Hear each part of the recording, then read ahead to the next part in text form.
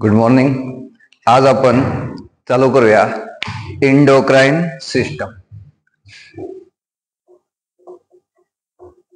Endocrine system या आधीच्या chapter मध्ये आपण कोऑर्डिनेशन म्हणजे काय हे बघितलं. कोऑर्डिनेशन म्हणजे when two or more organ interact and complement the function of one another. In body, to maintain coordination, we have two different systems. One is nervous system and second one is endocrine system. Nervous system मध्ये आपण बघितलं, nervous system चं structural and functional unit काय होतं? Neurons. आणि हे neurons काम काय करत होते? They detect, receive and transmit impulse. Coordination by nervous system is very fast, but त्या कोऑर्डिनेशनचा जो इफेक्ट होता बॉडी मध्ये तो कसा होता? Short term. म्हणून आपल्याला इंडोक्राइन सिस्टम पण लागली. For maintain coordination along with nervous system. Nervous system मध्ये भलेही पॉइंट टू पॉइंट कनेक्शन्स होते, नर्वस सिस्टीम मध्ये सिनॅप्स होते, त्यामुळे इम्पल्स कंडक्शन खूप फास्ट होतं. पण जर इंडोक्राइन सिस्टम बघितली, इंडोक्राइन सिस्टम मध्ये काय होत्या? Endocrine system is made up of endocrine Gland. Endocrine system is made up of endocrine Gland. या इंडोक्राइन सिस्टम मध्ये काय? इंडोक्राइन ग्लँड्स आहेत. आता इंडोक्राइन ग्लँड्स काय हे समजण्यासाठी आधी आपल्याला ग्लँड्स काय असतात हे समजलं पाहिजे. बॉडीमध्ये जे इपिथेलियल टिश्यू असतात, हे इपिथेलियल टिश्यू जेव्हा एक पाऊचच्या फॉर्म मध्ये स्वतःला कन्वर्ट करतात आणि बॉडीमध्ये काहीतरी असं बनवतात जे बॉडीमध्ये एकतर डायजेशन करते किंवा कोणते तरी दुसरे फंक्शन्स करते, त्यांना आपण काय म्हणतो? ग्लँड्स म्हणतो. तर या ज्या ग्लँड्स असतात, या ग्लँड्सला आपण 3 पार्ट मध्ये डिवाइड करतो. पहिलं आहे exocrine gland. Exocrine glands. Second part is endocrine glands, जे आपण शिकणार आहेत. And third one is heterocrine. Heterocrine or compound glands. Heterocrine glands or compound glands. या 3 टाइपच्या ग्लँड्स आपण स्टडी करणार आहेत. बघा, एक्झोक्राइन ग्लँड्स अशा ग्लँड्स ज्यांना स्वतःची डक्ट असते. Glands which bear duct. त्यांना स्वतःची काय असते? डक्ट असते. म्हणजे समजा ही ग्लँड आहे आणि या ग्लँडला स्वतःची काय डक्ट आहे. ही ग्लँड आहे आणि स्वतःची काय डक्ट आहे. या डक्ट मधून ही ग्लँड जी गोष्ट बनवणार आहे, समजा ही ग्लँड आहे सलायवरी ग्लँड. ही ग्लँड आहे सलायवरी ग्लँड. सलायवरी ग्लँड काय बनवणार आहे? सलायवा. आता हा सलायवा बनला सलायवरी ग्लँड मध्ये. आता हा सलायवा या डक्ट मधून कुठे आला? माउथ मध्ये. म्हणजे या ग्लँड ज्यांना स्वतःची डक्ट असते अशा ग्लँड असतात एक्झोक्राइन ग्लँड. एक्झाम्पल सलायवरी ग्लँड जी काय बनवते? सलायवा बनवते. आता हा सलायवरी ग्लँड बनवतात. तर या ज्या सलायवरी ग्लँड्स असतात या परत 3 टाइपच्या असतात. Parotid in front of year, parotid. त्यानंतर सब मॅक्झिलरी, मॅक्झिलाच्या खाली असतात. अँड थर्ड इज सब मॅन्डिबुलर, जे मॅन्डिबलच्या खाली असतात. या 3 टाइपच्या सलायवरी ग्लँड्स असतात आणि या तिन्ही ग्लँड्सला स्वतःच्या काय असतात? डक्ट असतात. आणि तिन्ही ग्लँड्स काय बनवतात? Saliva. And due to presence of duct, saliva direct या ग्लँड मधून या डक्ट थ्रू कुठे येतो? माउथ मध्ये येतो. दुसरीकडे कुठे जाणार आहे का? नाही. त्यामुळं ज्या ग्लँड्सला स्वतःची डक्ट असते त्या ग्लँड्सला म्हणायचं एक्झोक्राइन ग्लँड. आणि या एक्झोक्राइन ग्लॅन्ड मेनली काय बनवतात? Exocrine gland due to presence of duct they help in production of digestive juices. या ग्लॅन्ड्स काय बनवतात? Digestive juices. बघा, saliva is a digestive juice. Mouth मध्ये सलाइवाचं काम काय? या सलाइवामध्ये दोन गोष्टी असतात, सलाइवरी अमायलेज आणि दुसरं एक केमिकल असतं ज्याला आपण म्हणतो लायसोझाइम. सलाइवरी अमायलेज काय करणारे? स्टार्चला ग्लुकोज मध्ये कन्वर्ट करणारे.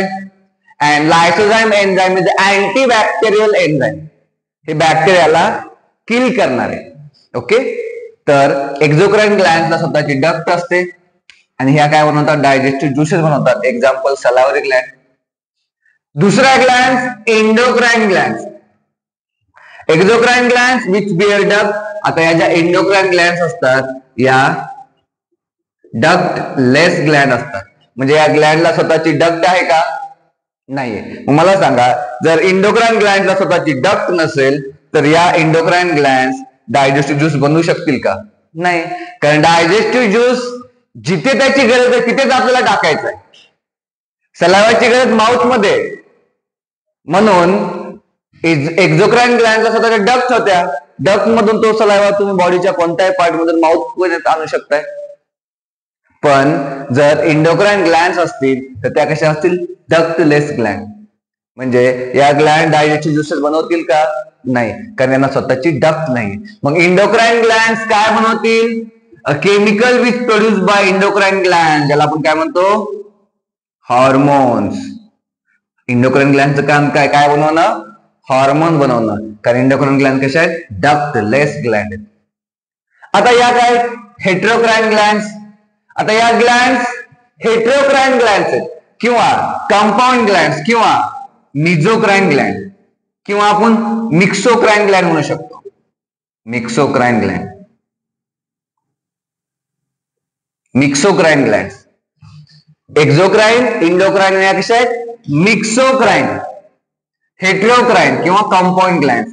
आता या ग्लॅन्ड्स काय असतात? या ग्लॅन्डचा काही पार्ट एक्झोक्राइन असतो तर काही पार्ट एंडोक्राइन असतो. म्हणजे एक्झोक्राइन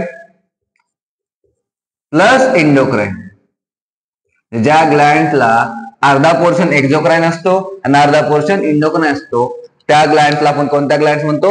हेटेरोक्राइन ग्लॅन्ड्स और मिक्सोक्राइन ग्लॅन्ड्स. काही पोर्शन एक्झोक्राइन आहे, काही पोर्शन एंडोक्राइन. मग मला सांगा, हेटेरोक्राइन ग्लॅन्डचं एक्झाम्पल काय असेल बॉडीमध्ये? पॅनक्रियाज. काय एक्झाम्पल आहे हेटेरोक्राइन ग्लॅन्डचं? पॅनक्रियाज. पॅनक्रियाजचा अर्धा पोर्शन कसा आहे? एक्झोक्राइन आहे. मग जो पोर्शन एक्झोक्राइन असतो तो पोर्शन काय बनवतो? डायजेस्टिव्ह ज्युसेस बनवतो. म्हणजे त्या पोर्शनला काय असतात?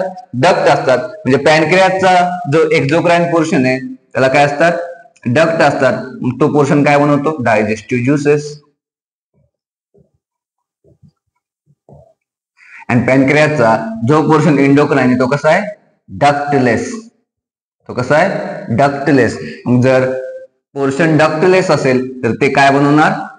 हॉर्मोन बनवणार. काय बनवणार? हॉर्मोन बनवणार. मग हा जो चॅप्टर आहे या चॅप्टर मध्ये आपण फक्त कोणत्या ग्लॅन्ड शिकणार आहेत? एंडोक्राइन ग्लॅन्ड शिकणार आहेत. ओके, समजलं? Types of glands exocrine, endocrine and heterocrine. बघूया आता एंडोक्राइन ग्लॅन्ड बद्दल अजून. आता एंडोक्राइन ग्लॅन्ड्सनी एकत्र येऊन काय बनवलीये? एंडोक्राइन सिस्टम बनवलीये. सिस्टम मध्ये एकच ग्लॅन्ड असते का? नाही. सिस्टम काय? जेव्हा खूप साऱ्या ग्लॅन्ड एकत्र येऊन वर्क करतात त्याला आपण काय म्हणतो? Endocrine system. यामध्ये कोणत्या ग्लॅन्ड्स आहेत? एंडोक्राइन ग्लॅन्ड्स आहेत. आपण बघितलं एंडोक्राइन ग्लॅन्ड्स आर डक्टलेस ग्लॅन्ड आणि एंडोक्राइन ग्लॅन्ड जे केमिकल बनवतात त्या केमिकलला आपण काय म्हणतो? हॉर्मोन्स बनवतो. केमिकलला काय म्हणतो? हॉर्मोन्स. एंडोक्राइन ग्लॅन्ड जे केमिकल्स बनवतात त्यांना काय म्हणतो आपण? हॉर्मोन्स. ओके, आता हे जे हार्मोन्स आहेत याच्या दोन डेफिनेशन्स केल्यात एनसीईआरटी. एक क्लासिकल डेफिनेशन, क्लासिकल डेफिनेशन आणि दुसरी आहे सायंटिफिक डेफिनेशन.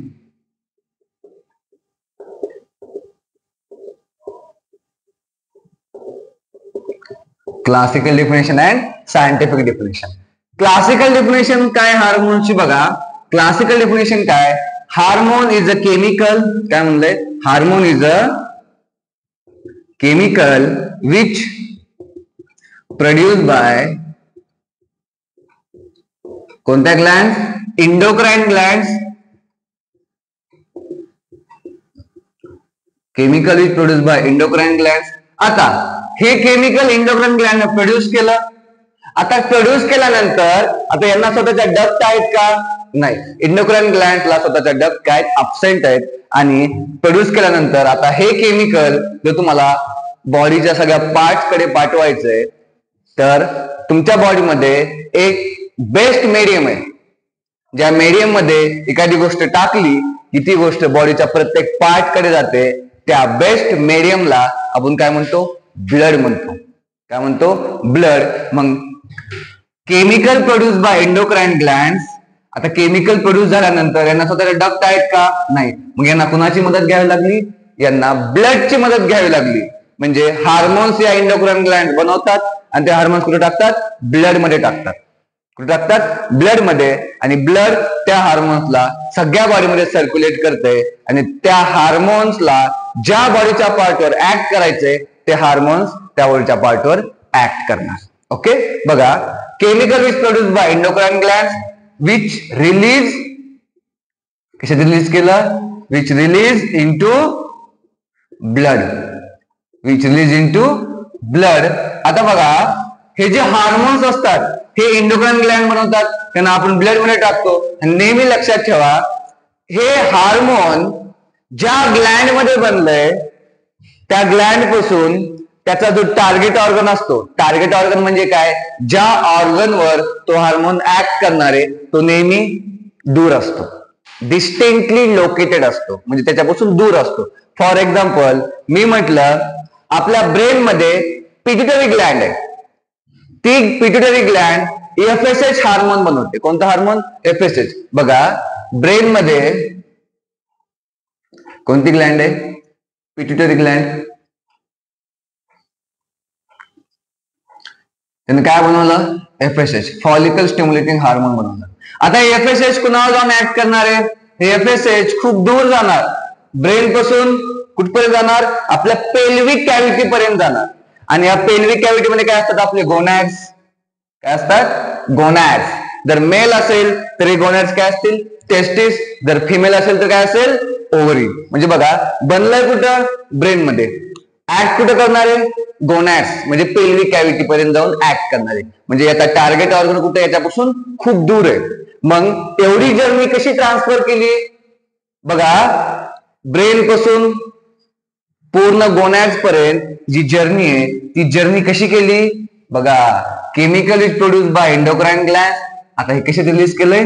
ब्लड मध्ये. म्हणजे हे हार्मोन जे पिट्युटरी ग्लँड न बनवलं, एफएसएच हार्मोन, ते गोनॅड्स पर्यंत कसं गेलं? ब्लड थ्रू गेलं. याला ट्रान्सफर कोणी केलंय?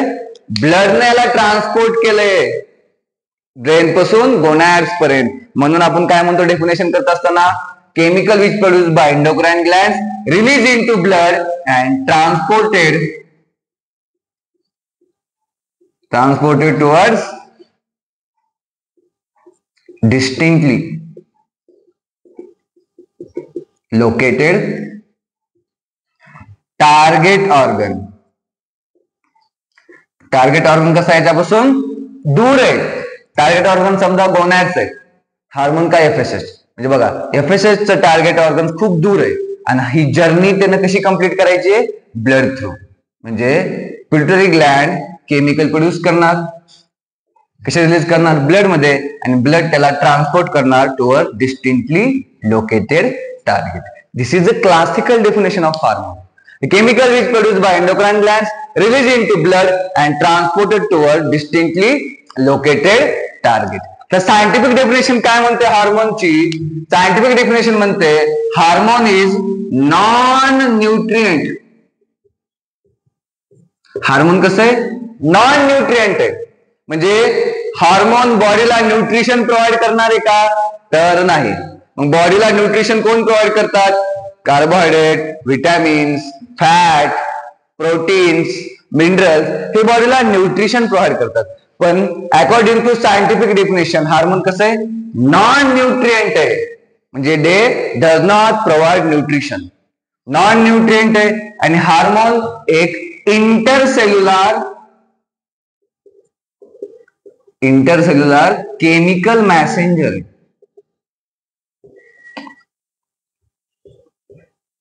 सेल मधला केमिकल मॅसेंजर कोण आहे, हार्मोन आहे. Hormone is a non nutrient intercellular chemical messenger. आणि तिसरं काय म्हणते, इज प्रोड्यूसिंग ट्रेस अमाउंट.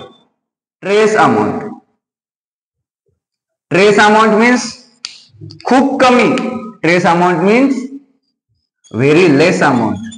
म्हणजे हार्मोन जे बनतंय बॉडीमध्ये ते कसं आहे, नॉन न्यूट्रिएंट आहे, ते इंटरसेल्युलर केमिकल मॅसेंजर म्हणून ऍक्ट करते. आणि कसं प्रोड्युसिंग ट्रेस अमाउंट, म्हणजे खूप लेस क्वांटिटीमध्ये, व्हेरी लेस क्वांटिटीमध्ये बॉडीमध्ये ते बनणार आहे.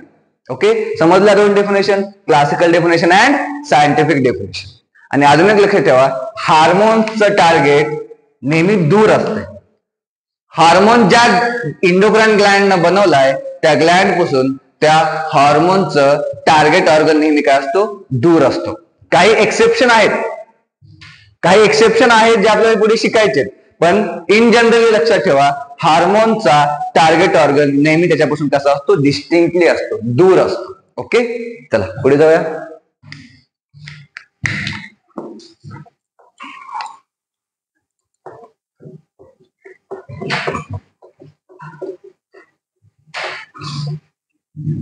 आता इंडोक्राइन सिस्टम कोणी बनवलं, इंडोक्राइन ग्लँड्सने बनवलं. आता बॉडीमध्ये खूप सारे इंडोक्राइन ग्लँड्स असतात जे आपल्याला शिकायचे आहेत. कोणते कोणते इंडोक्राइन ग्लँड्स असतात बघा, एक पिट्युटरी. कोणते कोणते ग्लँड्स आपल्याला शिकायचे आहेत, पिट्युटरी ग्लँड जी कुठे असते, ब्रेन मध्ये. दुसरी असते थायरॉइड आणि त्यासोबत पॅराथायरॉइड.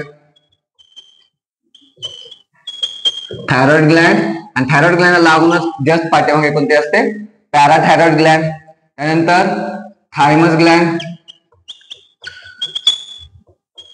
त्यानंतर ऍड्रिनल ग्लँड,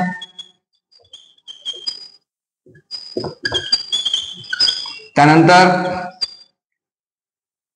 पॅनक्रियाज, त्यानंतर गोनॅड्स. गोनॅड जर मेल असेल तर काय, टेस्टिस, आणि जर फिमेल असेल तर ओव्हरी. तर एवढ्या सगळ्या ग्लँड्स आपल्याला शिकायच्या बघा, pituitary gland, thyroid gland, parathyroid gland, thymus gland, adrenal gland, pancreas आणि gonads. Male gonads testis and female gonads ovary. तर या चॅप्टर मध्ये आपल्याला एवढं सगळं शिकायचे. हे लेक्चर फक्त इंट्रोडक्शन लेक्चर होतं. ओके, बाकीचे लेक्चर नेक्स्ट टाइम. तर याच्या आधीच्या लेक्चरला आपण इंट्रोडक्शन पार्ट कंप्लीट केलाय. आता आपण एक एक इंडोक्राइन ग्लँड स्टडी करणार आहेत. त्याआधी आपल्याला नर्वस सिस्टमचा एक पार्ट स्टडी करावा लागेल, ज्याला आपण म्हणतो हायपोथॅलॅमस.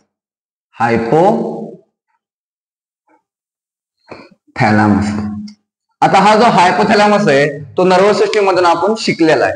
हायपोथॅलॅमस कुणाचा पार्ट आहे, hypothalamus is a part of forebrain. Hypothalamus is a part of forebrain.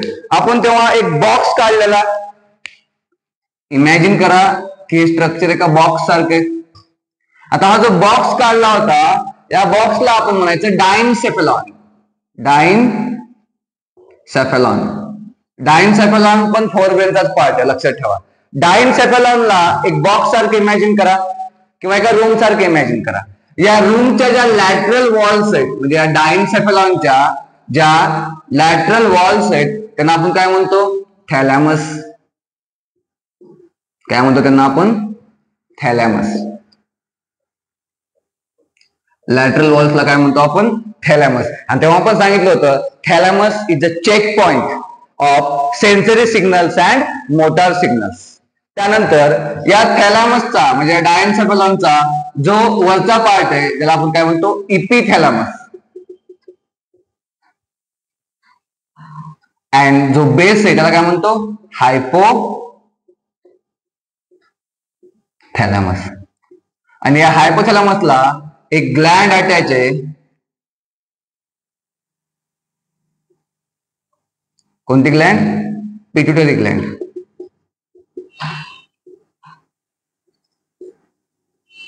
हे बघा, hypothalamus is a base of diencephalon. डायन्सेफॅलॉनचे कोणते कोणते पार्ट असतात?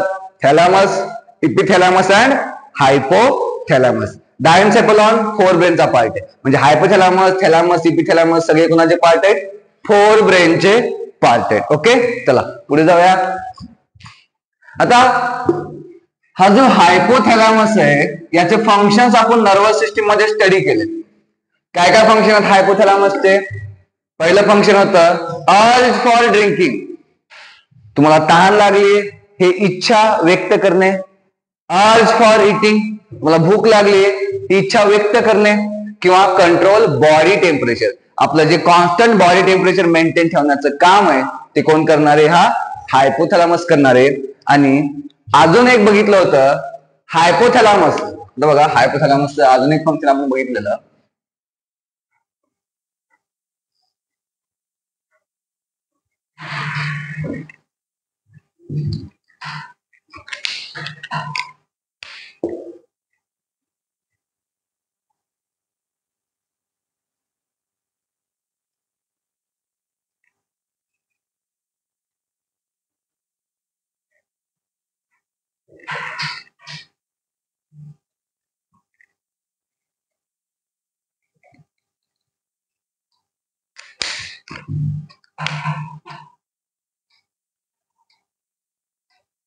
हे आहे हायपोथॅलॅमस. तर हायपोथॅलॅमसला कोणती ग्लँड अटॅच आहे? Pituitary Gland. आपण बघितलेलं नर्वस सिस्टीम मध्ये हायपोथॅलॅमस मध्ये काही स्पेशल सेल्सचा ग्रुप असतो, काही न्यूरो सेक्रेटरी सेल्सचा ग्रुप असतो. Hypothalamus contain the group of neuro secretory cells.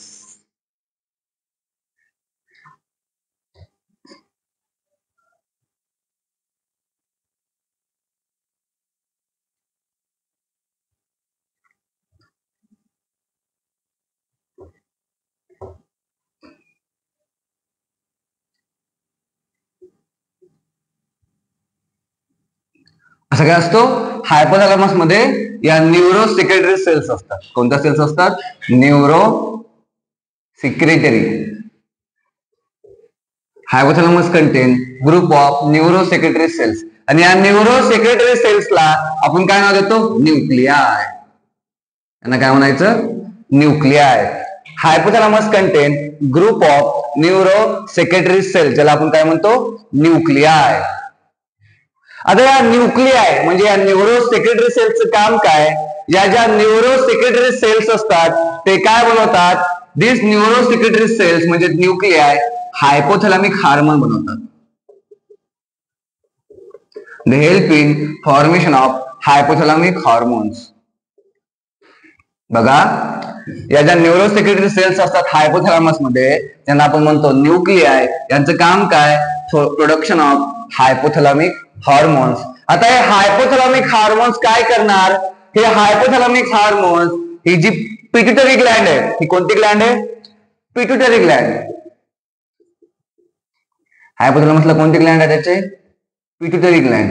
हे हायपोथॅलॅमिक हार्मोन या पिट्युटरी ग्लँडवर जाऊन ऍक्ट करतात आणि या पिट्युटरी ग्लँडचं सिंथेसिस काय कंट्रोल करतात? This hypothalamic hormone act on pituitary gland and control synthesis. Synthesis means formation and secretion. Secretion means release करणे. Synthesis means formation and secretion means काय करणे? Release करणे. Control synthesis and secretion of pituitary hormone. Pituitary hormone. म्हणजे हे हायपोथॅलॅमिक hormone pituitary ग्लँडला control करतात. Pituitary ग्लँडला कोणतं hormone बनवायचं, synthesis करायचं, कोणतं हार्मोन सिक्रेट करायचं म्हणजे रिलीज करायचं, हे कोण सांगते त्यांना? हायपोथॅलॅमस सांगते. कसं? या हायपोथॅलॅमिक हॉर्मोन्स ना. म्हणजे आपण म्हणू शकतो ही जी पिट्युटरी ग्लॅंड आहे ती कुणाच्या कंट्रोलमध्ये? हायपोथॅलॅमसच्या कंट्रोलमध्ये. आता हे हार्मोन्स कोणी बनवले? न्यूक्लियाने बनवले. कोणी बनवले? न्यूक्लियाने बनवले. आता हे जे हार्मोन्स असतात हायपोथॅलॅमिक हार्मोन हे 2 टाईपचे असतात. लक्षात ठेवा. किती टाईपचे असतात? 2 टाईपचे हायपोथॅलॅमिक हार्मोन. हायपोथॅलॅमिक हार्मोन किती टाईपचे असतात? 2 टाईपचे. एक असतात रिलीजिंग हार्मोन्स आणि दुसरे असतात inhibiting hormones. Releasing hormones and inhibiting hormones हे 2 टाईपचे हार्मोन्स हायपोथॅलॅमिक हार्मोन्स असतात. Releasing hormones and inhibiting hormones. आता हे दोन्ही हार्मोन्स काय करायलेत? या पिट्युटरी ग्लॅंडचं फंक्शन काय करायलेत? कंट्रोल करायलेत. आता बघा, रिलीजिंग हार्मोन, रिलीजिंग म्हणजे काय करत असेल? काहीतरी रिलीज करत असेल. कुठून? या पिट्युटरी ग्लॅंड मधून. आणि इनिबिटिंग हार्मोन काहीतरी इनिबिट करत असेल. कुठून? या पिट्युटरी ग्लॅंडवर जाऊन त्या ग्लॅंडवर ऍक्ट करून काहीतरी इनिबिट करायले. तर बघा, फॉर एक्झाम्पल मी म्हटलं रिलीजिंग हार्मोनचं एक्झाम्पल आहे. बघा, हे हार्मोन कोणी बनवलंय? हायपोथॅलॅमसने बनवलंय. हे एमसीक्यू असतात. रिलीजिंग हार्मोन आणि इनिबिटिंग हार्मोन कोण बनवतंय? हायपोथॅलॅमस बनवते. आता हे जे रिलीजिंग हार्मोन्स असतात त्याचे एक्झाम्पल बघा, GnRH. GnRH means gonadotropin. Gonadotropins releasing hormones. आता हे रिलीजिंग हार्मोन जर हायपोथॅलॅमसने बनवलं, हे रिलीजिंग हार्मोन्स कुठे जाणार? पिट्युटरी ग्लॅंडवर ऍक्ट करणार आणि काय करणार? काहीतरी रिलीज करणार. कारण हे हार्मोन कसं? रिलीजिंग हार्मोन काहीतरी रिलीज करायचे. कोणता हार्मोन आहे? GnRH, gonadotropin releasing hormones. आता हे हार्मोन जाणार, कुणावर ऍक्ट करणार? पिट्युटरी ग्लॅंडवर ऍक्ट करणार आणि काय करणार? काहीतरी रिलीज करणार. काय रिलीज करणार? रिलीज गोनॅडोट्रॉपिन्स. पिट्युटरी ग्लॅंड मधून काय रिलीज करणार? गोनॅडोट्रॉपिन्स. गोनॅडोट्रॉपिन्स कोणते असतात? FSH and LH. हे 2 हार्मोन रिलीज करायला सांगणार. कुणाला? पिट्युटरी ग्लॅंडला. कोणतं हार्मोन? GnRH. कोणतं आहे? Releasing hormone. कोणी बनवलं? हायपोथॅलॅमस. मग आता इनिबिटिंग हार्मोन काय करत असेल? काहीतरी इनिबिट करत असेल. इनिबिटिंग हार्मोनचं एक्झाम्पल काय? सोमॅटोस्टॅटिन.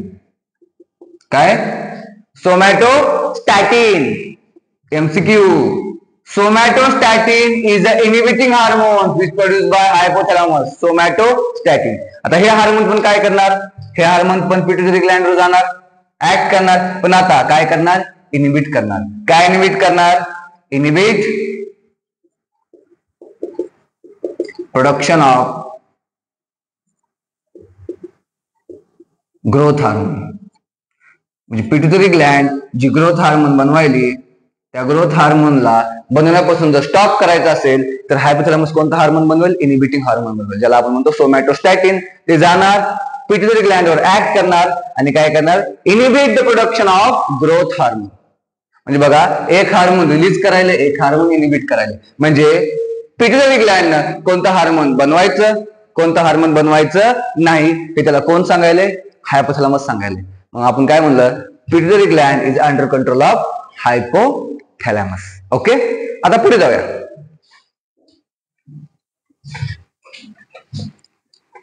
आता आपण बघितलं हे हार्मोन्स कोण बनवतंय? न्यूरो सिक्रेटरी सेल, ज्याला आपण काय म्हणतो? न्यूक्लियस. हे हार्मोन कोणावर जाऊन ऍक्ट करतात? पिट्युटरी ग्लॅंडवर जाऊन ऍक्ट करतात. कुणावर? पिट्युटरी ग्लॅंडवर. जर तुम्ही पिट्युटरी ग्लॅंडची डायग्राम जर नीट बघितली असेल तर तुम्हाला दिसेल हे जे पिट्युटरी ग्लॅंड आहे त्याचे 2 पार्ट्स आहेत. किती पार्ट्स आहेत? 2 पार्ट्स. हा पार्ट वेगळा, हा पार्ट वेगळा. हा जो पार्ट आहे इकडला या साईडचा याला म्हणायचं पोस्टेरियर पिट्युटरी, पोस्टेरियर पिट्युटरी, आणि ह्याला म्हणायचं anterior pituitary. Anterior pituitary, posterior pituitary and anterior pituitary हे 2 या पिट्युटरी ग्लॅंडचे पार्ट्स आहेत. आता बघा, हे जे हार्मोन बनवलेत न्यूक्लियानं, आता हे हार्मोन्स या एंटेरियर पिट्युटरी मध्ये आणि पोस्टेरियर पिट्युटरी मध्ये कसे जातात बघा. आधी बघूया पोस्टेरियर पिट्युटरी. आता ह्या ज्या न्यूरोसेक्रेटरी सेल्स असतात यांच्यासोबत न्यूरॉन्स जॉईन झालेले असतात. काय जॉईन झालेले असतात? न्यूरॉन्स.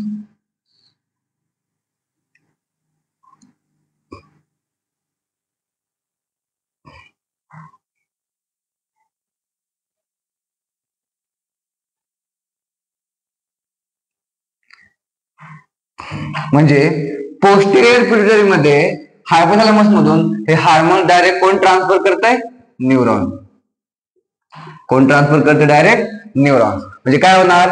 न्यूक्लिया हे हार्मोन बनवणार, हे हार्मोन्स न्यूरॉनच्या डेंड्राइट मध्ये येणार, डेंड्राइट मधून सायटॉन मध्ये जाणार, सायटॉन मधून ऍक्झॉन मध्ये येणार आणि ऍक्झॉनचे जे हे एंडिंग असतात, आता हे एंडिंग न्यूरोट्रान्समीटर रिलीज करायलेत का? नाही. हे जे टर्मिनल असतात ऍक्झॉनचे, आता हे काय रिलीज करायलेत? हे ते हार्मोन रिलीज करायलेत. आता न्यूरोट्रान्समीटर रिलीज करायलेत का?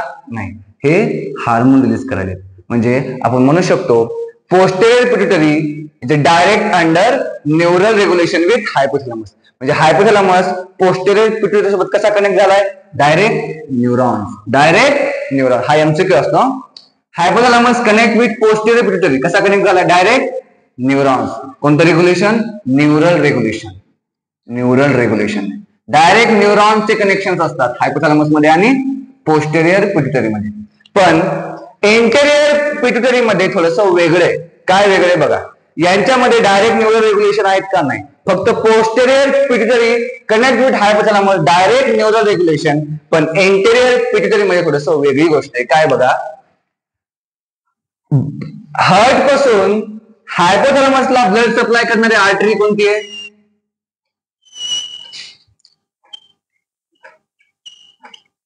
हायपोफायशियल आर्टरी. कोणती आर्टरी? Hypophysial artery.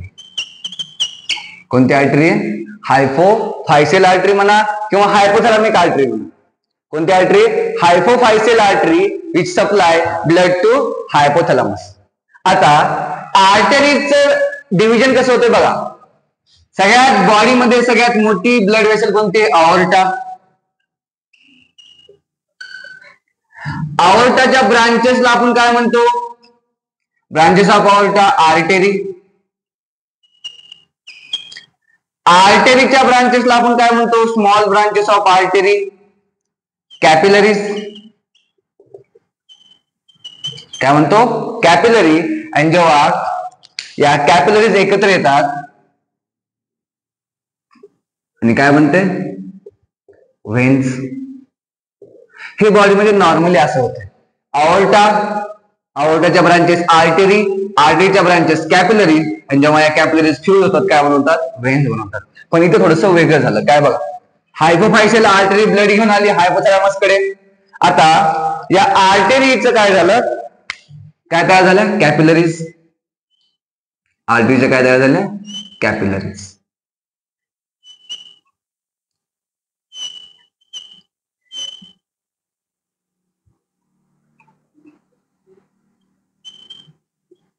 या काय तयार झालं? छोट्या कॅपिलरीज. बघा ही आर्टरी आहे. या काय? कॅपिलरीज. या काय? कॅपिलरी. आता कॅपिलरी फ्यूज होऊन काय बनणार? आता बघा या कॅपिलरीज फ्यूज झाल्या. कॅपिलरीज फ्यूज होऊन काय बनणार? व्हेन. ही काय तयार झाली? व्हेन. पण आता थोडस इथं चेंज झालं. काय चेंज झालं? तर व्हेन्स पासून परत कॅपिलरीज बनल्या. व्हेन्स पासून परत काय बनल्या? बघा. व्हेन्स पासून परत काय बनल्या? कॅपिलरीज बनल्या.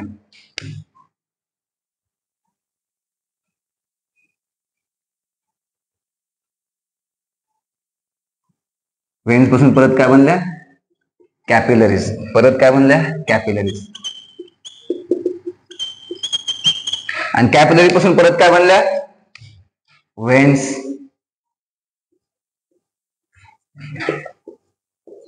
म्हणजे हा रूल फॉलो झाला का? Aorta, artery, capillary, veins. नाही. काय काय झालं? Artery, capillary, veins, capillary, व्हेन्स.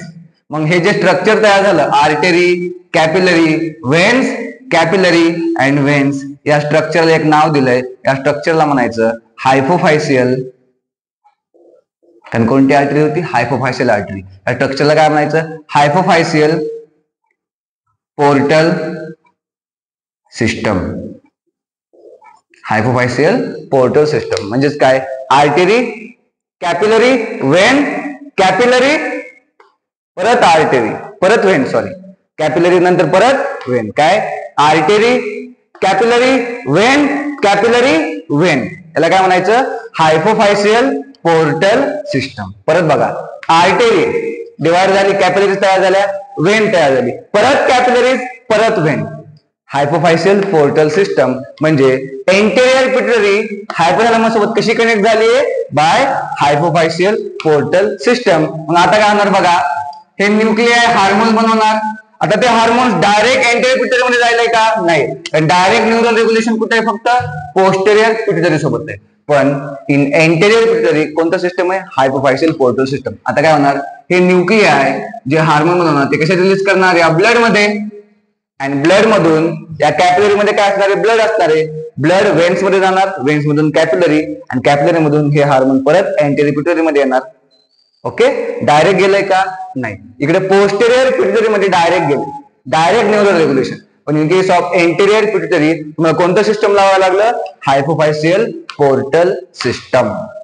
Okay, हे एमसीक्यू आहेत सगळे. समजलं हायपोथॅलॅमस. बघा, हायपोथॅलॅमस काय करणार आहे, hypothalamus control the function of pituitary Gland. Hypothalamus is a direct under, hypothalamus काय करणार आहे, डायरेक्ट हार्मोन बनवणार आहे. कोणते हार्मोन, हायपोथॅलॅमिक हार्मोन. आता हे हायपोथॅलॅमिक हार्मोन काय करणार आहेत, anterior pituitary and posterior pituitary यांचं फंक्शन काय करणार आहेत, कंट्रोल करणार. यांचं फंक्शन काय करणार आहेत, कंट्रोल करणार आहेत. कसं, जर पोस्टेरियर पिट्युटरीचं फंक्शन कंट्रोल करायचं असेल, डायरेक्ट न्यूरल रेग्युलेशन आहे. अँड जर एंटेरियर पिट्युटरीचं फंक्शन कंट्रोल करायचं असेल तर कोणतं सिस्टम आहे, हायपोफायसियल पोर्टल सिस्टम आहे. ओके, चला.